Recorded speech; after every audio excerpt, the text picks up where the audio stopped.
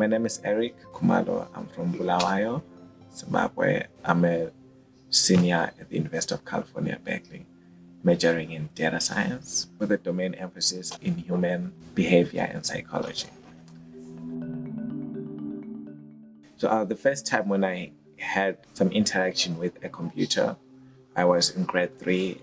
A friend of mine, they had a computer. So we used to play games like Super Mario, Dangerous Dave. I just had that interest until I came to UC Berkeley. So when I got accepted into USAP, I got accepted into a family. Over the past 6 years since I got accepted into USAP, almost all of my friends, all of my circles, the people I hang out with, form ideas with, get into partnerships with, they're all USAP. I also love the change in which USAP brings by just taking those brilliant minds and helping them gain access to quality education. Last semester, that's just spring 2019, I took a semester off. I realized that I had more knowledge which I had gained from working at Twitter, like for my classes, and also the exposure which I had here at Silicon Valley.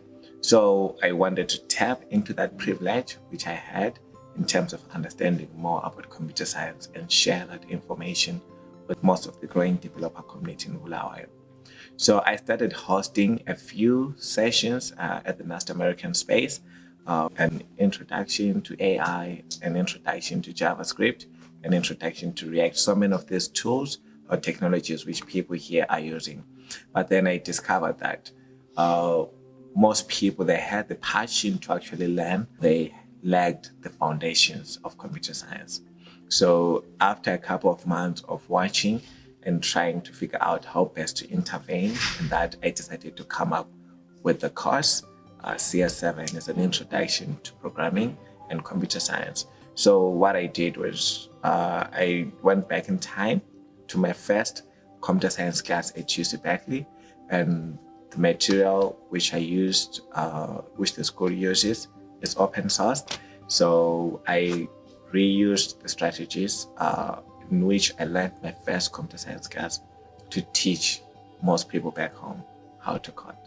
What I was looking for were students who had a good mathematical background. What was interesting was it was a very diverse group. I had people who had different education levels. I had people who were teachers. I had people who were also working, doing just some other informal jobs. So for me, it was really empowering just to see all those people take on some work. When I started the course, I had 200 students who signed up and enrolled. But then due to the economic hardships, 42 students finished the course. That time in June, that was the time when the economy of Zimbabwe wasn't really strong or conducive just to promote our students to learn. So that time we started experiencing at least 15-hour a day power cuts. So that was one challenge. And the second one was the transportation. So the cost of getting in and out of town tripled within the time when I was teaching the course. So even though I got packs of free venues at the NAST American space where students could actually come in and work as a group and get access to Wi-Fi and get access to assignments and also get access to help. The cost of actually coming to town, it was expensive. So most of them, they couldn't actually make it towards the end. My biggest highlight was at the end of the program, there's a startup which was hosting a hackathon in Victoria Falls.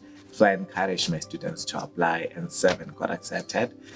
So they went there, it was an all expenses paid hackathon, and they actually did great. Right after Cal, I'll be joining Twitter as a full stack software engineer.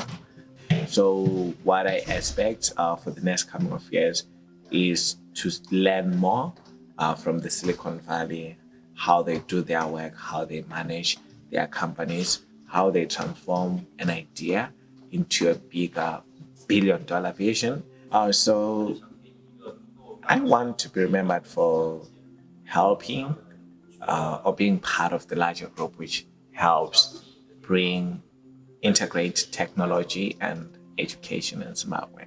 So I want Zimbabwe to be the next IT hub, especially in Southern and Sub-Saharan Africa. I want all these big companies to come to Zimbabwe in search of talent.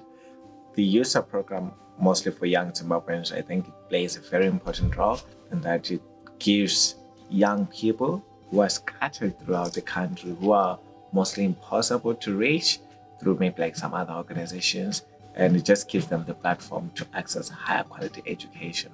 USAP has been getting students for the past 20 years.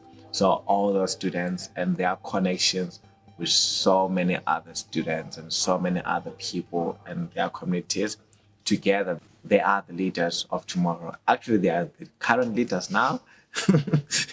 Yeah, kind of.